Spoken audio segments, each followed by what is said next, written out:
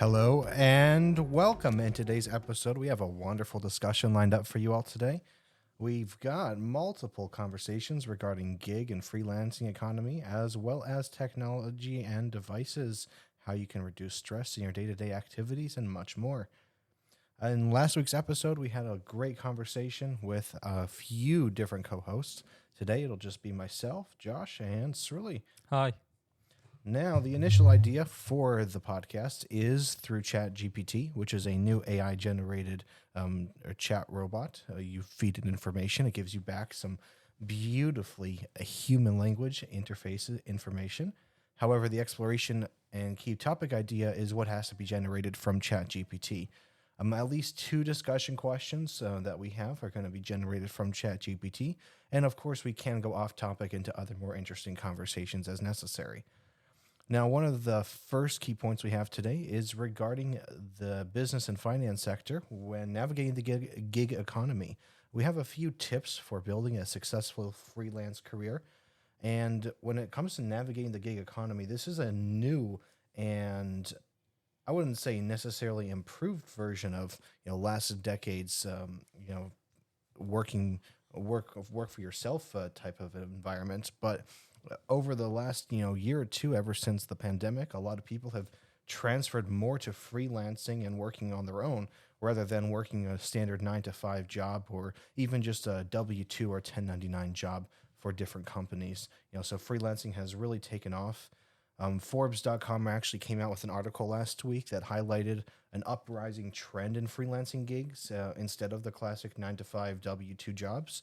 So, one of the questions that I had on this is how this uprising trend can actually impact the daily job market, and how you can use it to your benefit. So we'll explore all of those topics over the next little bit as we, delve deeper into, the gig economy and how you might be able to use it to your own benefit.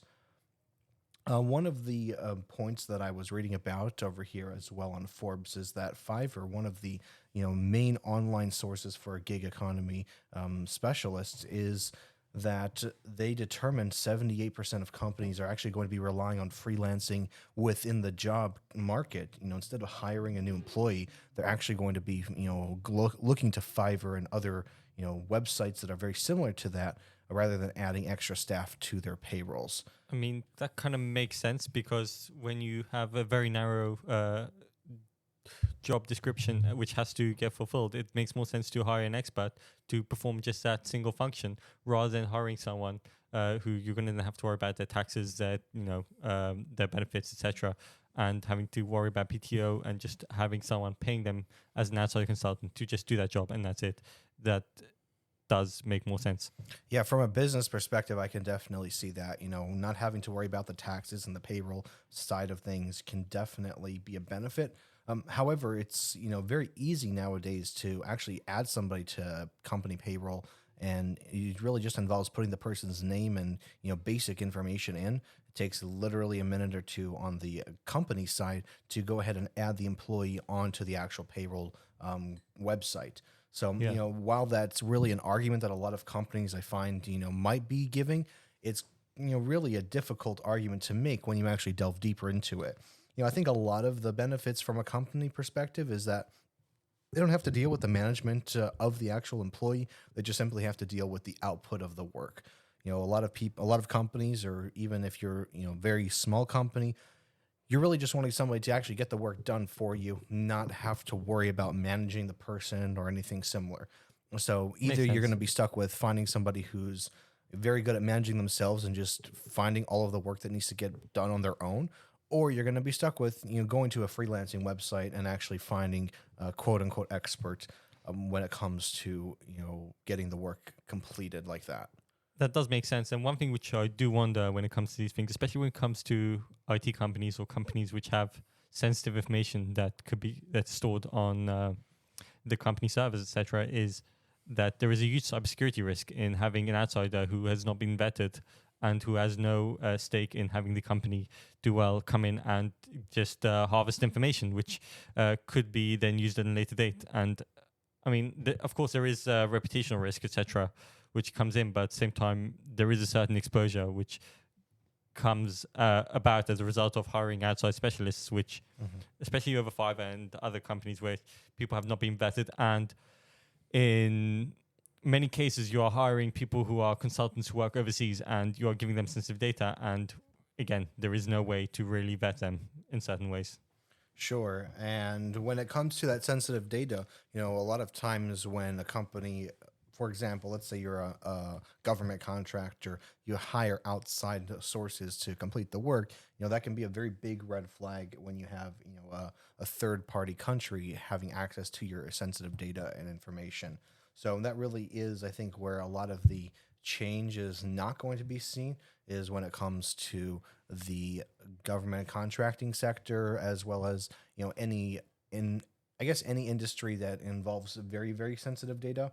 However, a lot of cases you'll notice that even when it comes to sensitive data such as social security numbers, credit card information, that's not classified as sensitive data when it comes to the company's aspect of things. What's really more sensitive is when it comes to top secret information and data that can't be revealed to other countries.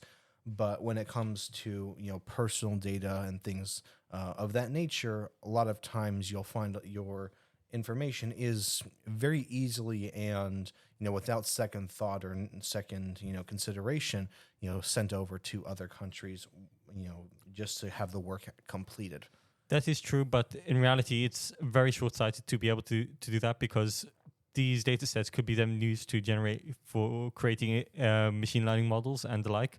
And there has been documented evidence of the Chinese government using American data when it comes to, say, biometrics, and then using it to create models, which then gives a company like Huawei an unfair advantage over American and European companies, and there is a lot to be said for that. And But when it comes to the market that all the data is being provided towards, a lot of times these places, and whether it's countries or specific companies, are going to find ways to get the data regardless.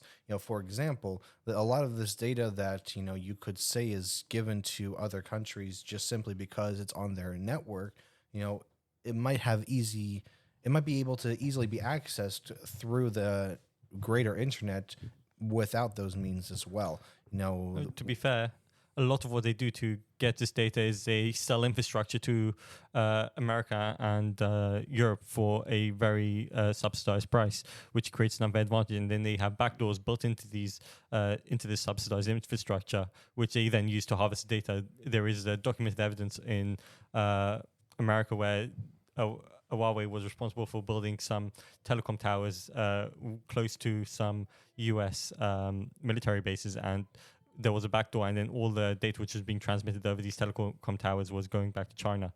And there's a reason why the 5G network does it, at least in the UK. It was about 5 years ago or so that the UK government banned the Huawei from building their 5G network. And again, there's good basis for that when it comes to cybersecurity. While that is a concern, a lot of times the benefits can outweigh the side effects of the data being transmitted. And that's also where you might run into issues like the recent Eufy data leak, where somebody found that they had a URL that was able to access most of the cameras around the world just by changing the variables in the URL. And obviously, it's since been patched, but that has tremendously hurt Eufy, and by essence, the parent company Anchor's profits and respect when it comes to how they dealt with such data breaches. When it comes to people sensitive information and data, the last past data breach as well, that's raised a big red flag to companies. A lot of the other password management companies who are trying to benefit from this, they're portraying how LastPass is a huge security risk and security flaw, when in essence the security risk is on the user as well. While the company who hosts all the data might be to blame for having the information released, and they might not have taken the necessary steps. So, at the end of the day, it's ultimately up to the consumer on how their data is being protected and to ensure that their data is not being, released without prior knowledge. You say it's up to the consumer, and that is the case, I guess, when when it comes to TikTok, where you have a choice as to whether to install it on your phone, and TikTok is basically just one big Data mine for China. yeah, it's a cyber weapon. That's all TikTok really is. But at the same time, do you really have a choice when you are when you have to use so many aspects of social media just in order to be able to function in today's society to some extent, and you do not know how much of it is really being mined and being sold, where you are the product when you are using Google and the like. You are effectively the product when it's a classic saying in the world of technology. If you're not paying for it, you are the product. And the reason is because all your Google searches, everything, all that is just being harvested and being used to and being put into data generating machine learning algorithms. So I'd say how it's much like choice do you really have? Yeah, I'd say it's like a certain sense of, like you mentioned, it's payment for the purpose of using the platform. If you're not paying for it directly with money, you're paying for it in some other way, and it really is your decision in most cases to go ahead and utilize the product. When it comes to any type of security cameras and the like, that might not necessarily be up to all the consumers that are being affected by it, because let's say you walk into a store, you don't know what system they're using to record your camera interactions and stuff. But when it comes to any personal data, such as choosing what phone you use, what network you're connected to, all of that's really up to you to determine how much of your information is available. And a lot of times you can totally put in fake information, and they don't know they don't really understand or know that this is fake information unless they're asking you for a credit card number that is tied to your name, and that's verified, that verifies who you are. They're really not going to have any further data on you. You can change your name, you can change the email address you use, you can download apps that change your physical location on your devices. It really is, a consumer-minded platform when it comes to data availability, and being conscious of what you search for and how you get access to that information. That really can affect, how you're treated, when it comes to your data being directed to other countries. In that way, granted, it is correct that it's up to you, but at the same time, the average consumer doesn't know all this information. There is not an honest conversation which is being had with the public in terms of how, yes, your data, yes, you're using this product for free, but this is what you are giving back to the company in return. And how many people will be making different decisions if they know this? Sure, and I mean it really is, something we have to educate people on. It's impossible to do in just one environment, but it's really constant consumer education, or maybe even re-education. A lot of times when consumers are provided some information, then it might be false information initially. That's really what marketing is in general. When it comes to providing, let's just go back to the topic of the freelancing for a second. When it comes to marketing yourself and marketing, the product that you're providing, it's really just educating the consumer on why that product is necessary for them. If you don't provide that education, you're either relying on previously provided education, which in some cases is going to work just fine. If you're providing a service that's known and it's understandable what it is, power washing, for example, and if you name your company Power Washing Number One Incorporated, then people understand exactly what you do and what services you offer. But if you just name your company, Joe's Schmoes, general company, then people don't understand that you necessarily focus on power washing. You have to do a complete, I guess, educational platform when you're out doing your marketing for these products. And a lot of times that's one of the struggles that people find when it comes to, self-employed individuals, is trying to market yourself, market your product towards consumers, and driving the need, especially if it's a product that's not necessarily well known. Driving that need towards yourself is going to be one of the largest struggles that you'll usually find when it comes to starting out on your own and doing a side gig, for example. Even if you have all the prior experience and knowledge of running that platform and running that side gig, taking power washing again as an example, even if you've done power washing for 10, 15 years and you know exactly what products to use and how not to ruin the house, or how different types of wood are treated when it comes to power washing versus soft washing, all of those are not necessarily necessary when you go ahead and market your product. But when it comes to the actual marketing of your platform, you have to make sure that people understand what you're doing and why the need is going to be there for them. Right, but let's start back to the gig economy element.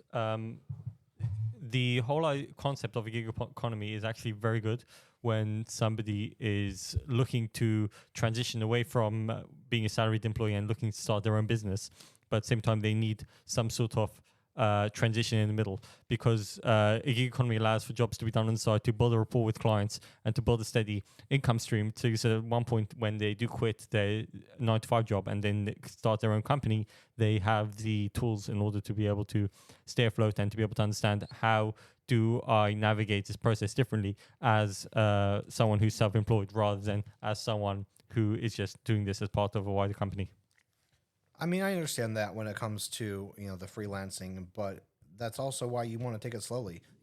Continue to work your 9 to 5 job as you're transitioning to the side gigs, and slowly build your rapport with a small sector of clients. And that's one of the main ways people go from transitioning from 9 to 5 to doing a freelancing gig. They don't jump in cold usually when it comes to that. It's more starting slowly, having 1, 2, 3, 5 clients. That's also where a company like Fiverr could be beneficial, is having your service or product transform to a broader audience so that more people can find you and search for you.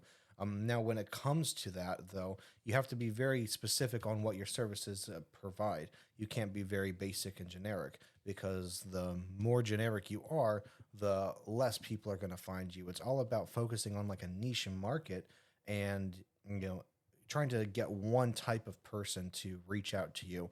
And as long as there's enough of those people, literally 10, 15 of those people in the country, a lot of times you're able to start slowly generating the traction that you need to get other people more interested.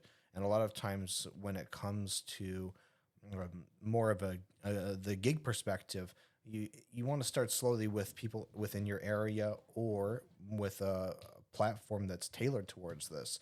You don't want to go cold and just market towards the entire country on Google advertisements. You're not going to get anywhere. Trying to reach out people that and trust, and people might be interested in your services for a discounted price. That's one way that you can also gain traction if you're just starting out in the freelancing environment. Makes sense. Okay, and moving on, we're going to be moving on to our next point, which is how much screen time is too much. Now, in today's society, we focus a lot on technology. Most people use several, if not dozens, of electronic devices on a day-to-day basis. Is being exposed to digital displays a negative thing? And how can we limit this? I mean, it really comes down to whether or not the device is being beneficial towards you, I would say. There's a lot of studies that have been done on whether the physical screen can be bad for you. And in a lot of cases, the screen itself is not what does the damage, it's the content that you ingest. I mean, I do disagree on that. I think that there are no serious long-term studies which have been done on the extent of the screen time that we are experiencing today, because we use our phones and then we use our computers and then we use the like. And we are going to be seeing in 10, 15 years' time a lot of eye problems which have not been an issue in the past come to light because of the fact that our eyes are being exposed to this much light continuously on, and it's interrupting our sleep schedules, it's interrupting our circadian rhythms, and we just don't even understand the effects fully yet. While the long-term effects might not necessarily be shown, there's definitely studies and information about the short-term effects. As long as you are managing your adjustments of your eyes, taking a few minutes break every half hour, 25 minutes, and such from the actual screen, that can reduce the long-term strain that you have on your eyes, as well as the side effects that can come from such a strain. It's similar to when you're typing. A long-term typing can result in wrist strain and carpal tunnel and things of that nature. So if you reduce the strain that you're putting on your wrist and also taking breaks, doing stretches and things like that, you're going to have a lot less strain on your wrist. Similar, I would say, with your eyes, as long as you're taking those necessary breaks, which granted most people probably are not. When you ingest a 2-hour, 3-hour movie, you're not taking a 15-minute break every 20 minutes. It's not going to happen. But if you're working, let's say, an 8-hour shift, and most of your job involves a computer, but you can take breaks every half hour for 15 minutes and go and do something else, that can have an extreme benefit towards reducing the long-term strain and even side effects that we might not necessarily know about today. That is correct, but there is also the wide ramifications of a whole generation which is growing up on screens. And if you look at the Gen Z generation, which we are both part of, we are much less social than our parents were, and we're much more anxious. And the average level of anxiety which a teenager experiences today is enough that in the 50s and 60s they will be put away in a home, and there is a reason for that. These screens are not allowing time for people to just mentally engage with themselves and to think. And we, as a society, we are slowly starting to understand what the concept of digital health is, but at the same time, when we are no longer close. I mean, even according to the World Health Organization, children aged 5 years or younger should not spend any time watching screens. I'm sorry, but most little kids I see are on their little kiddie tablets all the time. And for children aged 6 years and older, the WHO recommends that they should engage in at least 60 minutes of physical activity per day. How many kids today, unfortunately, do not do that? And the answer is a lot. And that's going to have a massive impact on their obesity rates later on. And who knows how it's going to stunt their development. And Well, specifically regarding the physical activity, I think a lot of that is on both the parents as well as the schools. Schools don't provide, in most cases, an adequate amount of physical activity for the children. Even if there is a recess or physical education requirement, it's usually only, 25, 35, 40 minutes at a time, when in reality, the child really needs like full hour long stretches. Even as adults, you don't have that ability. When you're working, most works don't encourage or even provide adequate, training of how to properly manage your lifestyle. So when you're trying to go out and work out for 35, 40 minutes, an hour a day, it's really almost impossible, even for adults. Never mind for children who are barely even home with their parents. Even if you have a parent that's home all day, a lot of times they'll have 3, 5, 7, 8, 10 kids that they're trying to take care of. Granted, most people in America have less than 4 kids, but even if you have a one stay-at-home parent who's taking care of all 3 kids that the family has, they're not going to be able to adequately ensure that their children are constantly exercising for an hour every single day. That's 7 hours per week. That's a lot of time. And when the child is home only 15 hours a day and 10 of them they're supposed to be sleeping, and the other 4 they're supposed to be doing homework, that leaves an hour for the child to eat, take a shower, put their laundry away, clean the house, do their chores. They don't have the time to actually go out and exercise. that is true. And to some extent, blaming the actual device is more a way to deflect. Rather, we should be having a discussion in terms of how parenting works. And also, the idea of 10 hours sleep is something which, how many children actually get 10 hours sleep today? And the answer is not enough. In general, sleep is being neglected by society. But anyways, let's not go there, because prolonged screen time can have negative effects on physical health, such as poor posture, eye strain, and on mental health, such as insomnia, anxiety, and depression. And this does tie into what we were saying before. Like, too much screen time leads to bad development in kids, which then leads to bad development in the teenager, where you are much more prone to mental health issues, which then leads to unhealthy adults. So how do we realistically just stop the cycle and come up with a healthy medium in the middle? I mean, it really just depends on the people taking care of the families and the children. Even when it comes to adults, just making discipline for yourself. One of the main ways you can, help discipline your screen time is when it comes to your phone. Lots of people take hours on their phone a day when it comes to video watching, YouTube, and movies, even just messaging. Having a app on your phone that tells you how much screen time you've had, or have just a little bit of screen time that on one specific app, that can go a long way when it comes to providing encouragement for somebody who's trying to monitor their time spent on the devices.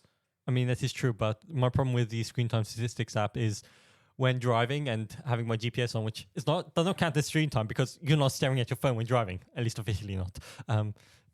That completely messes up your screen time statistics. So if you're going on a 3-hour drive, suddenly, you use your phone for 7 hours today. Well, that makes perfect sense.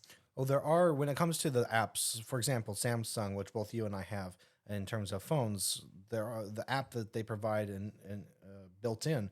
It does have an option to eliminate certain apps from being counted as screen time. So you can go ahead and turn off the GPS or the Google Maps or Waze as being counted towards your screen time. So if you go on an 8 to 10 hour drive, it doesn't count all 10 hours of those as being screen time. You can actually have a little toggle for focusing on your driving. And if you have that enabled, if it detects that you're driving and then also looking at your phone, it will actually tell you how many hours you spent looking at your phone while driving. That's very interesting. Which can have a huge, I guess, like boost towards your journey of trying to eliminate the screen time that you have. I mean, let's just start back for a second to the whole idea of screen time and sleep. So people don't really understand how the sleep cycle works, and in the morning, people know of melatonin and taking it before going to sleep. So what there actually is, in the pineal gland, which is in the center of your brain, there is the suprachiasmatic nucleus, which basically sits right in between right on the center of your body, between the two eyes, and in the center of the brain. And when you it detects how much light is coming in through your eyes and is being transmitted to your optic lobe, which is at the back of your brain, which is where you focus, which is where your vision is being processed. And it detects, based on those level of lights, what time of day it is, which is a separate conversation. But in terms of the daylight savings being a terrible idea, but what it basically, when people are staring at screens, we are not able to calibrate our suprachiasmatic nucleuses properly, and it leads to dysfunctional melatonin levels. And I do speculate, considering the fact that melatonin is one of the regulators for puberty, and puberty is getting earlier these days, if the increase in melatonin if the disruption in melatonin cycles, which takes place as a result of screen time, is in part the reason for that. While the disruption of melatonin might be plausible for why the sleep cycle is messed up, a lot of these devices, keep in mind, have built-in settings that people don't use to adjust for certain time frames or sleep schedules. On your phone, you have an option to automatically adjust the time from let's just say 7:30 to 6 a.m. as being sleep mode. This turns off notifications. This turns off your blue light. It turns everything into grayscale. All of that will have an extreme benefit to not only encouraging you to sleep, but actually ensuring that you get there in a right amount of time. Your computer has the same functionality. It's all just comes down to the user maybe not even knowing that these functions exist. It's not enough education on that this option is available. But even if they do know they exist, not even using them. Turning your computer off, that can go a long way. Leaving your phone downstairs or in a different room when you go to bed, that also is proven to have benefits when you go to sleep. To ensure that you go to sleep at the right time. And when it comes to children, a lot of times they let you know that when you leave the hospital, even that you should keep the child in a dark room. You shouldn't have any light when the child's supposed to be sleeping. That way they know, like sleep training, it's what it's called. That way they know that it's supposed to be bedtime. And it really starts from there, trying to train your body, yourself, your child, that they should be sleeping during that time frame as opposed to being awake. And I think that could also go a long way when it comes to adults, making sure that you set your own barriers and boundaries. There's too many people working until 1:30, 2 a.m. trying to just get work done, and they're waking up at 6 o'clock and thinking everything's okay. But in reality, they should be going to bed at 9:30 or 10 o'clock at night. I mean, there's a reason Margaret Thatcher got dementia. I don't know about this. Basically, Margaret Thatcher used to get electric shocks in order to be able to stay awake and to be able to work longer. And that's part of why she, had her brain fried later on in life. Pardon the pun. She was literally frying her brain. Got it. I mean, I think sleep is vitally important for everyone. And if you do not get a healthy sleep pattern, a healthy sleep schedule, it implicates you in so many things, and people do not realize that by cutting down on sleep and not sleeping properly, they are effectively destroying their bodies and destroying their ability to learn and are less efficient during the day. It's one of the problems which I have with the whole idea of you need to work 10 hours in order to prove yourself in the company. In reality, if you work 8 hours, you could be just as productive if it's 8 hours and these are the things you need to be doing. In general, at least my personal opinion is that we need to be moving away from specifying how many hours you need to work in a day and more moving towards how many tasks you need to complete in a day. And if you complete them in 5 hours, then so be it.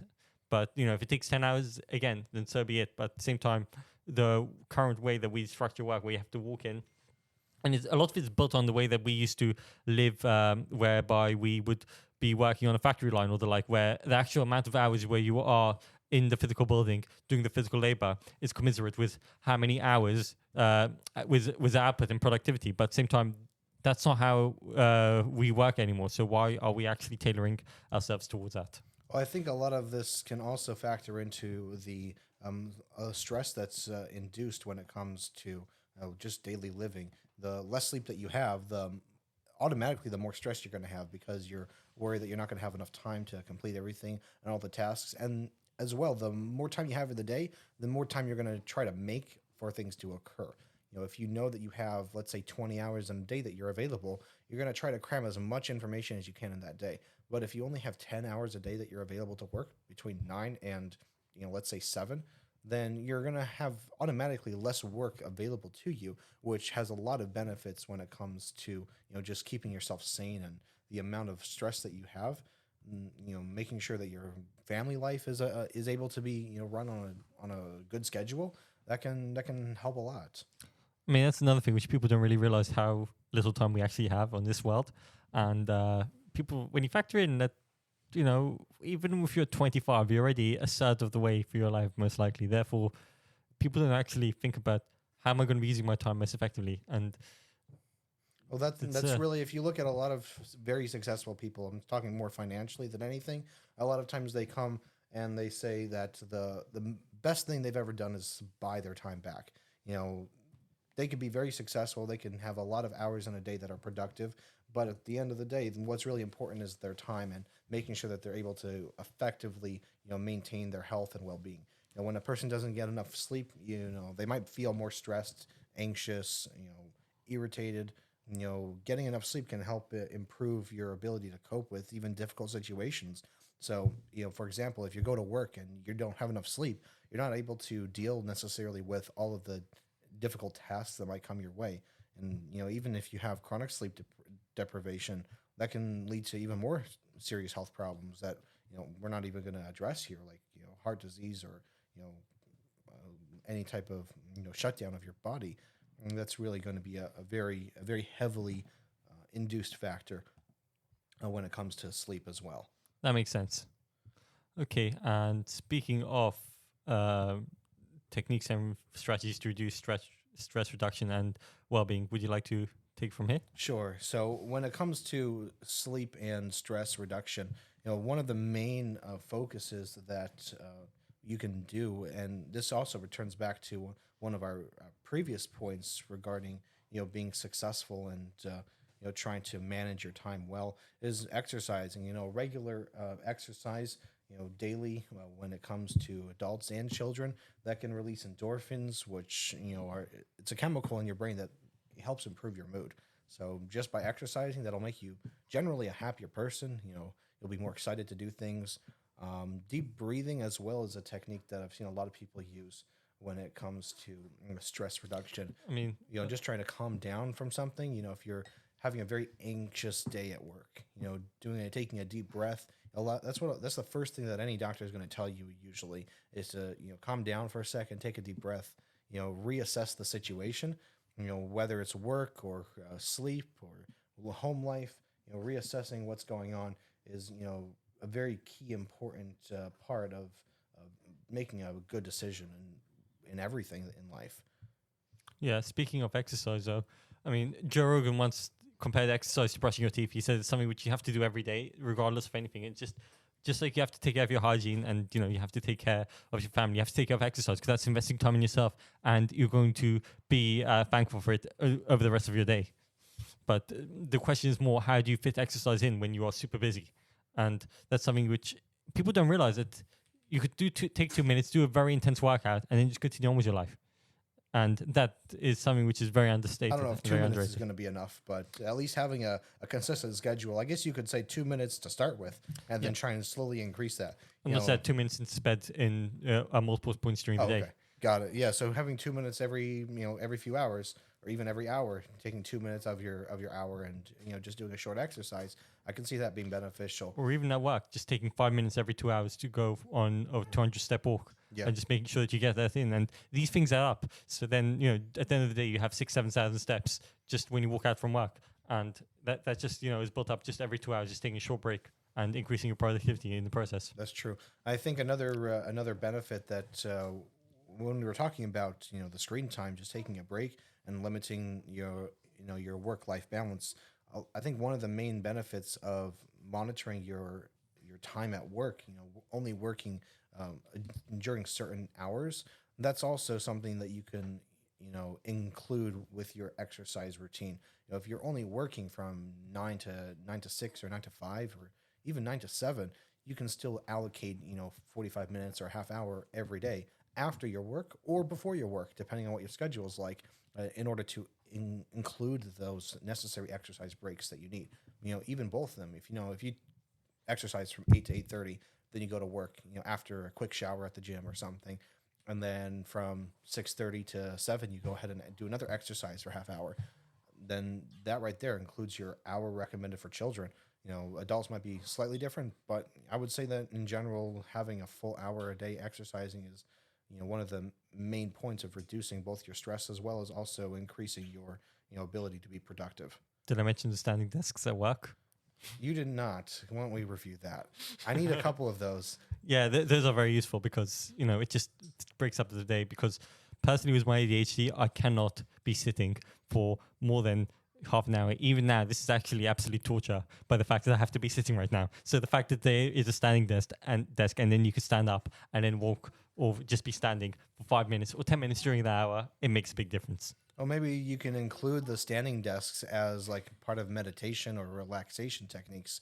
If you stand up every 20 minutes for a few seconds just to kind of, relax your muscles and, stretch whatever you were cramped into, that might even help. Do you use those standing desks for long periods of time, or do you just use them for short stints? I mean, it depends on the day. It depends on how, it depends on the day.